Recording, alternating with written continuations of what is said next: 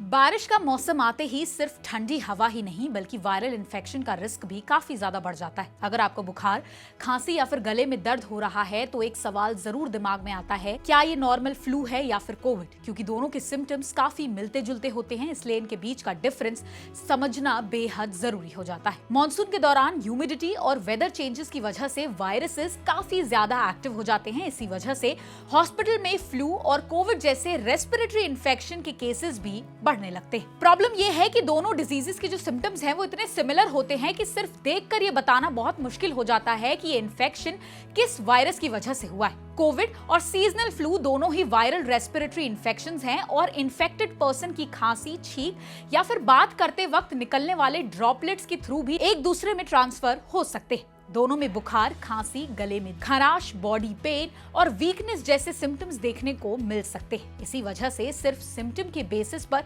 Diagnosis करना हमेशा possible नहीं हो पाता। एक्सपर्ट के मुताबिक पिछले कुछ सालों में कोविड के सिम्टम्स भी काफी ज्यादा बदल गए हैं। पहले स्मेल और टेस्ट का लॉस एक कॉमन साइन मान लिया जाता था, लेकिन अब कई पेशेंट में कोविड भी एक नॉर्मल फ्लू की तरह नजर आता है। अगर सिम्टम्स माइल्ड हैं तो अक्सर रेस्ट, हाइड्रेशन और डॉक्टर की एडवाइस रिकवरी हो जाती है। लेकिन अगर बुखार लगातार बना रहे, खांसी बढ़ती जाए या फिर सांस लेने में तकलीफ हो तो इसे इग्नोर बिल्कुल नहीं करना चाहिए। अगर आपके घर या ऑफिस में किसी को रिसेंटली कोविड कंफर्म हुआ है तो आपको भी फ्लू जैसे सिम्टम्स हो सकते हैं, तो आपको RT-PCR या फिर रैपिड एंटीजन टेस्ट करवाना एक सही डिसीजन हो सकता है। ये खासकर सीनियर सिटीजन, प्रेग्नेंट वुमेन्स और उन लोगों के लिए बहुत ज्यादा इंपॉर्टेंट हो जाता है जो डायबिटीज, हार्ट डिजीज या फिर किसी भी क्रॉनिक इलनेस से सफर कर रहे हैं। डॉक्टर ये भी कहते हैं कि अगर सिर्फ हल्का बुखार, सर्दी, खांसी और सोर थ्रोट है तो ज्यादातर केसेस में 3 से 5 दिन में ये चीजें ठीक हो जाती हैं। लेकिन अगर ऑक्सीजन लेवल कम होने लगे,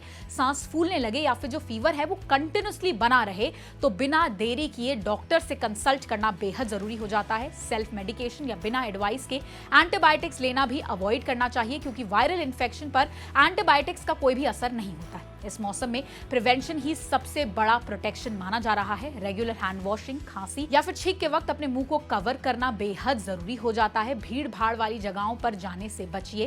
बैलेंस डाइट लीजिए, अच्छी नींद लीजिए और बॉडी को हाइड्रेटेड रखना इन्फेक्शन के रिस्क को काफी हद तक कम कर सकता है। अगर डॉक्टर रेकमेंड कर रहे हैं तो सीजनल फ्लू वैक्सीन भी एक अच्छा प्रिवेंटिव ऑप्शन हो सकता है। याद रखिए, हर बुखार कोविड नहीं होता और हर खांसी सिर्फ फ्लू भी नहीं होती, इसलिए सिम्टम्स को लाइटली लेने की बजाय उन्हें समझकर और उन पर जरूरत पड़ने पर सही वक्त में टेस्ट और ट्रीटमेंट ही सबसे ज्यादा स्मार्ट ऑप्शन माना जाता है। तो अगर आपको ये वीडियो पसंद आई हो तो इसे लाइक और शेयर जरूर कीजिए और हेल्थ से जुड़ी हर अपडेट के लिए जुड़े रहें ओनली माय हेल्थ के साथ।